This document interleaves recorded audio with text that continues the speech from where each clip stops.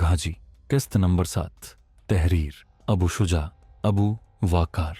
मैं ये बकवास इंतहाई सब्र के साथ सुन रहा था। वो नशे में बहुत कुछ बोले जा रहा था। मेरा दिल चाहता था कि बोतल तोड़कर उसके मुंह पर दे मारूं, मगर मुझे अपने मिशन की तकमील के लिए सब कुछ बर्दाश्त करना था। मशरिकी पाकिस्तान के बारे में जो उसने बताया वो सच था। अपनों की गद्दारी की वजह से हम जीती बाजी हार गए। बात चूंकि अब जंग की तरफ आ गई थी तो मैंने उससे पूछा कि मशरिकी पाकिस्तान, जिसे तुम्हारे पिताजी ने कहा था कि उसे फतह करना बहुत मुश्किल है, तो तुम लोगों ने उसे इतनी आसानी से कैसे फतह कर लिया?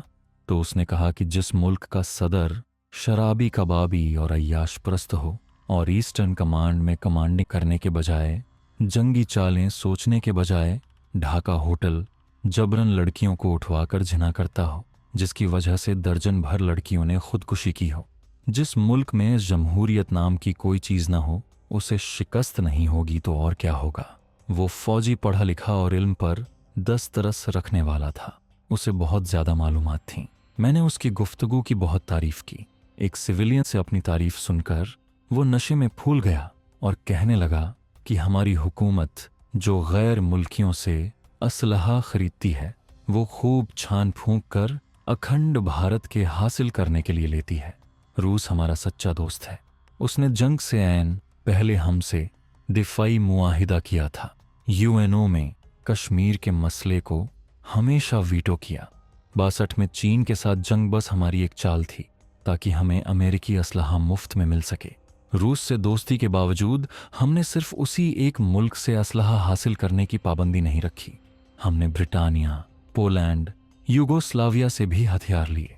65 की जंग के बाद रूस ने हमें मिसाइल बोट्स ऑफर की जिन्हें हमने फौरन ले लिया, जबकि वैसी ही बोट्स चीन ने पाकिस्तान को पेशकश की जिन्हें पाकिस्तान नेवी ने ये कहकर मुस्तरद कर दिया कि उनमें अफसरों और जवानों के कमरे अलग अलग नहीं थे बल्कि एक साथ थे। हमारी रूसी मिसाइल बोट्स ने ही पाकिस्तान के डिस्ट्रॉयर खैबर को चंद लम्हों में टुकड़े टुकड़े कर दिया। फ्रांसीसी टैंक 13 AMX की गोला फेंकने की रेंज 16 किलोमीटर है, जबकि 76 PT टैंक पानी में तैरने वाले रूसी हैं। जबकि पाकिस्तान एक ऐसा मुल्क है जो अमेरिका पर इन्हिसार करता है और अमेरिका खुद सबसे बड़ा गासिब है। रेड इंडियंस के मुल्क पर यूरोपीय कौमों ने कब्जा किया और फिर खाना जंग में बांटकर रियासतों में हुकूमत करने लगे और रेड इंडियंस को प्रिजर्वेशन तक महदूद कर दिया। आज रेड इंडियंस सिर्फ फिल्मों में या त्योहारों में सैलानियों का दिल बहलाने के लिए नजर आते हैं। हमने अपनी दिफाई इंडस्ट्रीज लगाईं और बहरी जहाज, हवाई जहाज और टैंक तक बनाने लग गए, जबकि पाकिस्तान एक जीप तक न बना सका। उसकी ये बातें खंजरों के वार की तरह मेरे दिल में पैवस्त हो रही थीं, लेकिन मैं खामोश था। वो तो कामयाबी और नशे की हालत में बोल रहा था और मुझे यूं महसूस हो रहा था जैसे वो मुझे आईना दिखा रहा हो, और इन सतूर में वही आईना मैं अपनी कौम को दिखाना चाहता हूं। हम भी वही, दुश्मन भी वही और अज़ाइम भी वही। पृथ्वी और अग्नि मिसाइल उनके जारहाना अज़ाइम की अक्कासी करते हैं। ये रब जुलजलाल का करम है कि उसने इस आधे पाकिस्तान को अपनी पनाह में रखा हुआ है, वरना हमने तो अपनी बर्बादी में कोई कसर नहीं छोड़ी। मैं तो डॉक्टर अब्दुल कदीर साहब को दुआएं देता हूं, जिन्होंने अरबों डॉलर की पेशकश ठुकराकर दिन रात मेहनत करके पाकिस्तान को एटॉमिक पावर बना दिया। भारत तो 74 में पाकिस्तानी सरहदों के करीब अपना एटमी तजुर्बा कर चुका था। हमारे एटमी पावर बनने पर सबसे ज्यादा भारत चीखा था। अगर हम एटमी पावर न बनते तो भारत आज तक हमको खा चुका होता। अपनी तरफ से भी चंद सतूर पेश करता हूं। पाकिस्तान जैसा माशी तौर पर दिवालिया मुल्क कर्जा लेकर जो अय्याशी कर रहा है, क्या हम इसके मुतहम्मिल हो सकते हैं? हुकूमत जो गाड़ियां बाहर के मुल्कों से मंगवाती है वो मर्सिडीज 550 और बुलेट प्रूफ होती हैं। क्या स्वीडन किसी और दुनिया का मुल्क है जहां का वजीर आजम साइकिल पर दफ्तर जाता है, जिसकी बीवी लोकल बसों में बैठकर शॉपिंग करने जाती है? वियतनाम का मरहूम सदर हो ची मिन खड़ाऊं पहनकर गैर मुल्की वफद से मिलते हुए शर्म महसूस नहीं करता था, क्योंकि उसने अपनी साल भर की तनख्वाह मुल्की खजाने को दान कर दी थी। जूते खरीदने के लिए उसके पास पैसे नहीं थे, वो सदराती महल में एक हट बनाकर उसमें रहने लगा था, क्योंकि सदराती महल के खर्चात पूरे करने का उस वक़्त उसका मुल्क मुतहम्मिल नहीं था। आज वही वियतनाम जापान के बाद सनाती लिहाज से दुनिया भर में दूसरे नंबर पर है, जिसने पाकिस्तान से 5 साल प्लान लेकर उस पर अमल किया था। अपनी हमसाया मुल्कों की तरफ देखिए। तेल और मादनी वसाइल से मालामाल ईरान अमेरिका और यूरोपीय मुल्कों की पाबंदियों के बावजूद खुशहाल हैं। मैंने खुद ईरान के सदर हाशिम फंजाई को तेहरान में अपने साथियों के साथ खड़े हो सांप खाते हुए देखा था। मुझे इंतहाई तज्जुब हुआ जब मैंने देखा कि न तो होटल को सिक्योरिटी ने घेरा हुआ था और न ही कोई गार्ड मौजूद था। होटल से बाहर एक सियाह कार मर्सिडीज 200 खड़ी थी, जिस पर ईरान के फौजी और सदराती झंडे लहरा रहे थे। एक ड्राइवर और एक बावर्दी फौजी, जो गालिबन मिलिट्री सेक्रेटरी था। न ट्रैफिक रोकी गई और न कोई हिफाजती बंदोबस्त था। आम लोगों की तरह वो होटल में आए, खाना खाया, बिल अदा किया और वापस चले गए। तेहरान में कई महल होने के बावजूद सदर एक 4 कमरों के मकान में रहता था। दूसरी तरफ भारत में देखिए, 50 साल गुजरने के बावजूद कोई प्राइम मिनिस्टर हाउस नहीं बनाया गया। जवाहरलाल नेहरू, इंदिरा गांधी, संजय और राजीव गांधी अपनी प्राइवेट कोठियों में रहते हैं। वहां कोई नया पार्लियामेंट हाउस नहीं बनाया गया। अंग्रेजों के दौर का ही पार्लियामेंट हाउस ज़ेरे इस्तेमाल है। सदराती हाउस अंग्रेजों के दौर का वायसराय रॉयल लॉज है, जो किसी तौर लाहौर या कराची के गवर्नर और सदराती महल से बेहतर नहीं है। वहां सदर हो या वजीर आजम, गैर मुल्की सरबराह हो या वीआईपी शख्स, सब भारत में बनी हुई मारुति गाड़ियों में सफर करते हैं। वहां सरकारी ट्रैफिक गुजरने के लिए प्राइवेट ट्रैफिक नहीं रोकी जाती। एक सवाल जिसका जवाब आपका दिल और ज़मीर दे सकता है कि आज़ादी के इन 50 बरसों में हमने क्या खोया, क्या पाया, और भारत ने क्या खोया और क्या पाया। पाकिस्तान का हर फर्द गैर मुल्की 30,000 का मकरूज है, जबकि 900 मिलियन आबादी वाले मुल्क के हर फर्द पर कितना कर्ज है। खुदारा सोचिए और अपने आप को बदलने की कोशिश कीजिए। इस हवलदार ने मुझे बताया कि वो बीए पास है। उसकी जनरल नॉलेज और तारीख से वाबस्तगी देखते हुए मैंने उससे अपने मतलब की कोई बात न पूछने में ही आफियत जानी। इतनी देर में कल वाले क्लर्क भी आ गए और मैंने उन 5 से माफ़ी चाही और क्लर्क के पास जा बैठा, ताकि ये डीओएस साहब के क्लर्क के साथ बैठा देखकर अगर उस हवलदार को कुछ शक हो तो वो भी रफा हो जाए। मुझे आज की शाम भी बेकार जाती दिखाई दे रही थी। मुझे बस इतना फ़ायदा पहुंचा कि उन शराब खानों में मुझे जाना पहचाना जाने लगा था। अगले रोज़ मैंने एडीओएस के दफ्तर में कुछ वक्त गुजारा और वापस होटल आ गया। आज मेरा इरादा था कि किसी और शराब खाने को चेक किया जाए, लिहाजा शाम 6 बजे मैंने रिक्शा लिया और उस शराब खाने से एक फरलांग के फासले पर मौजूद दूसरे शराब खाने में पहुंच गया। इस शराब खाने में फौजियों की काफ़ी तादाद मौजूद थी। सिख अगर शराब के नशे में हों तो उनसे राज उगलवाना ज़्यादा आसान होता है, और फिर पंजाबी ज़बान भी उनके करीब होने का एक ज़रिया है। इसमें शराब की आम किस्म यानी सस्ती मुहैया थी, लिहाजा मैंने एक बोतल ली और हाल में देखा तो कोई टेबल खाली नहीं था। फिर मैंने देखा कि एक टेबल पर 4 सिख बैठे हुए थे और उनके पास एक कुर्सी खाली थी। मैं उस टेबल पर पहुंचा और पंजाबी में ही हेलो कहा और पूछा कि क्या मैं यहाँ बैठ सकता है। चारों एक ज़बान बोले, बैठो जी, जम बैठो। मैं उनमें बैठ गया और थोड़ी देर में ही हम आपस में घुल मिल गए। पंजाबी ज़बान ने बहुत जल्द हमें बेतकल्लुफ़ कर दिया। मैंने और शराब मंगवानी चाही तो उन्होंने रोक दिया और कहा कि तुम हमारे मेहमान हो, लेकिन मैंने ज़िद करके 2 और बोतलों का ऑर्डर दे दिया। मैंने मुख्तसर अपना तारुफ भी करवा दिया। जब उन्होंने देखा कि ये तो अपने एरिया का बंदा है तो वो बहुत खुश हुए। मैंने उनके गिलास लबालब भर दिए। पानी मिलाए बिना वो घुटा घुट पी गए। मैंने फिर भर दिए। मेरा मकसद था कि वो जल्दी नशे में आ जाएं और मैं उनसे अपनी मतलब की बात कर सकूं। जब मैंने देखा कि सब फुल नशे में मदहोश हो गए हैं तो मैंने उनसे पूछा कि आप लोग कितने अरसे से यहाँ ट्रेनिंग कर रहे हो। उनमें से 2 की वर्दियों पर एक ही रेजिमेंट के निशान बने हुए थे। इसका मतलब दोनों एक ही रेजिमेंट से थे और बाकी 2 अलग अलग रेजिमेंट से थे। उनमें 2 सिखों ने कहा कि वो 3 महीने की ट्रेनिंग के लिए आए हैं और सिर्फ 25 दिन के बाद हमारी ट्रेनिंग मुकम्मल हो जाएगी। मैंने अनजान बनते हुए पूछा कि सिर्फ 3 महीने की ट्रेनिंग से आदमी टैंक चलाने के काबिल हो जाता है। उन्होंने कहा, नहीं जी, नए रंगरूट के लिए तो ट्रेनिंग बहुत लंबी होती है, मगर हम तो यहाँ नए टैंकों की ट्रेनिंग के लिए आए हैं। मैंने अनजान बनते हुए पूछा कि नए टैंकों से क्या मुराद है? जहां तक मुझे पता है हमारे पास तो सिर्फ रूसी टैंक हैं। उनमें से एक सरदार ने झूमते हुए कहा, बाऊजी, जिस तरह मोटरों के मॉडल बदलते हैं उसी तरह टैंकों के भी मॉडल बदलते हैं, मगर होते वही टैंक ही हैं। मैंने कहा कि हमारे पास तो भारत के टी सीरीज के टैंक हैं। तो उसने कहा, हाँ, मगर अब इस सीरीज के नए टैंक नई टेक्नोलॉजी के साथ आए हैं। उसने उन नए टैंकों के नंबर और दूसरी मालूमात दे दी, जिसे मैंने अपने जहन में महफूज कर लिया। फिर मैंने कहा कि आपकी ट्रेनिंग मुकम्मल हो जाएगी तो फिर आप अपनी रेजिमेंट में जाएंगे और वहां से छुट्टी अपने घर। तो उसने कहा कि रेजिमेंट में जाने के बाद जहां घर भी जाएंगे और फिर जहां रेजिमेंट्स डिप्लॉय करेंगी वहां जाएंगे। मैंने कहा, सरदार जी, मैं चाय का कारोबार करने वाला आदमी हूं, मुझे आपकी बातों की समझ नहीं आ रही।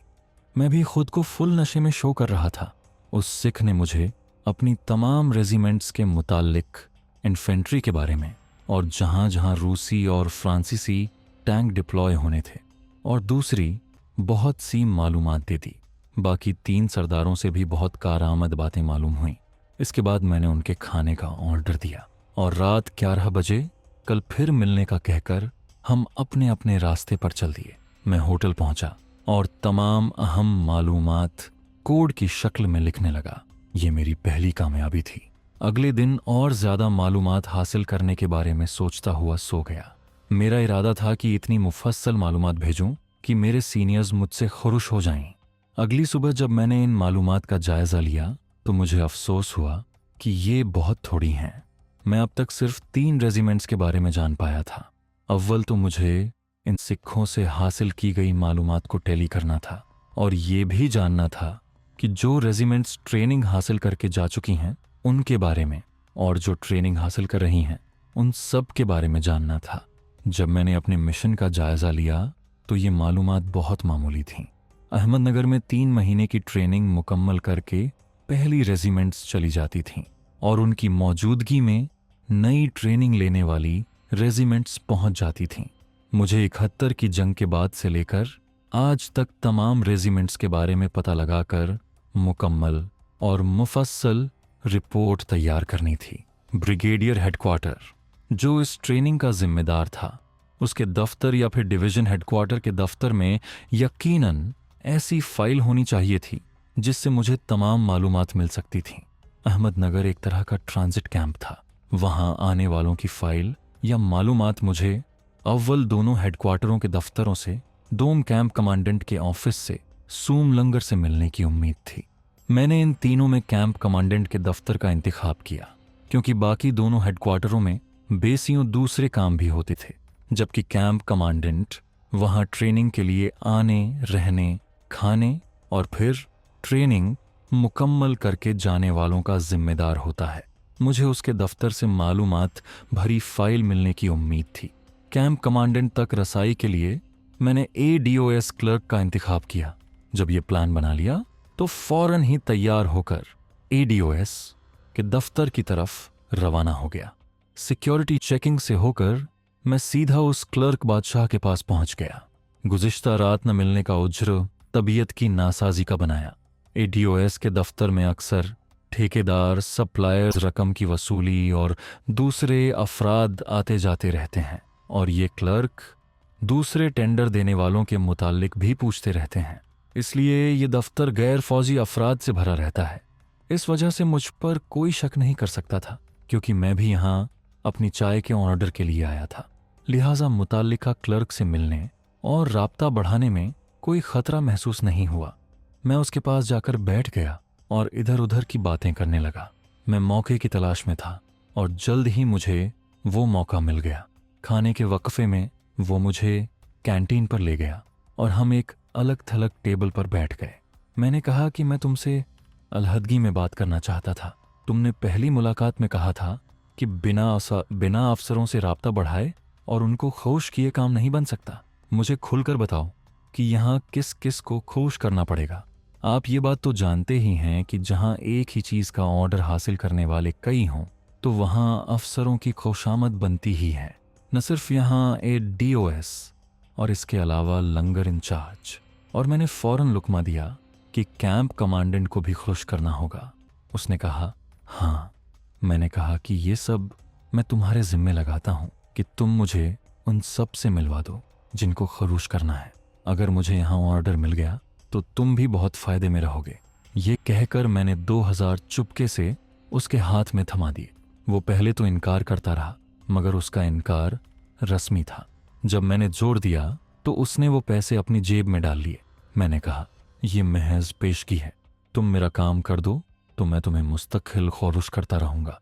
उसने मुझसे सवाल किया कि आपके कहने के मुताबिक आपकी चाय की क्वालिटी बहुत आला और कीमत कम। अगर आपको ऑर्डर मिल जाता है तो आपको हर 3 महीने बाद कुछ लोगों को खुश करना पड़ेगा। इस तरह तो आपका मुनाफा नुकसान में बदल जाएगा। मैंने हंस कर कहा कि ये कारोबारी राज हैं, लेकिन मैं तुम्हें बता देता हूं, मैं आहिस्ता आहिस्ता अपनी चाय की क्वालिटी कम करता जाऊंगा और इस तरह नुकसान नफा में बदल जाएगा। मैंने उससे कहा कि मैं एक बड़े कारोबारी खानदान यानी चोपड़ा फैमिली से हूं।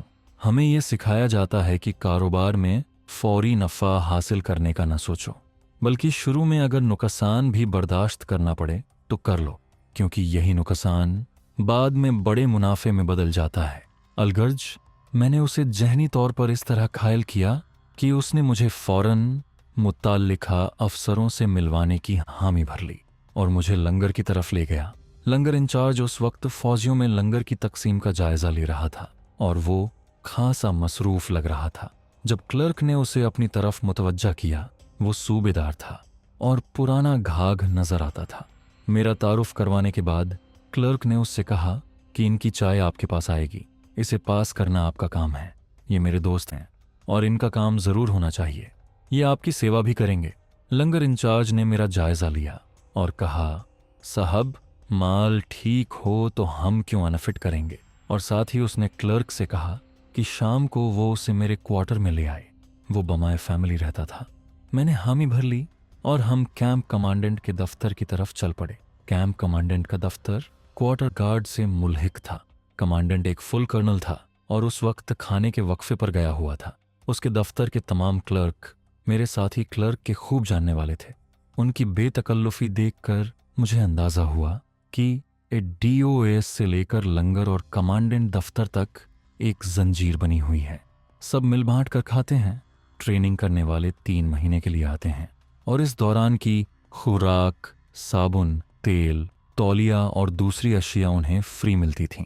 उनकी क्वालिटी में हेर फेर करके और ठेकेदारों से मिली भगत करके ज्यादा कीमत के टेंडर मंजूर किए जाते। इसीलिए इन तीनों दफ्तरों के क्लर्क आपस में खासे बेतकल्लुफ थे। तमाम हालात का जायजा लेकर मैं एडोस क्लर्क के साथ वापस आ गया। शाम को मुझे लंगर इंचार्ज के घर जाना था। DOS क्लर्क को आइंदा शाम लिखूंगा। शाम ने वापस आते हुए मुझे कहा कि लंगर इंचार्ज को खरोश करने के लिए शाम को मुनासिब रकम हमराह ले आऊं।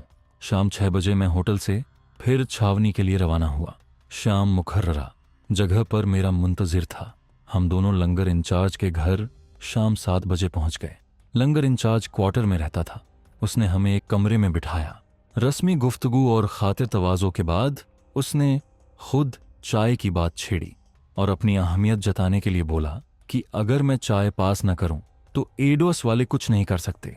आखिरकार मुझे 1200-1300 अफराद को खुराक के मामले में मुतमिन करना होता है। सूबेदार बनते बनते एक सिपाही को 22 या 23 साल लग जाते हैं और वो रिटायरमेंट के करीब होता है। और ऐसा सूबेदार अगर किसी पैदा करने की जगह पर लग जाए तो फिर बहुत कम ऐसे होते हैं जो अपने हाथ साफ रखते हों। जारी है। दोस्तों, अगर आपको हमारी ये वीडियो पसंद आई है तो लाइक ज़रूर कीजिएगा, अपने दोस्तों के साथ शेयर करें और चैनल RS विद तलहा को सब्सक्राइब करना मत भूलिएगा। साथ ही बेल आइकॉन दबाइए ताकि नई वीडियोस का नोटिफिकेशन सबसे पहले आपको मिले। अल्लाह हाफिज।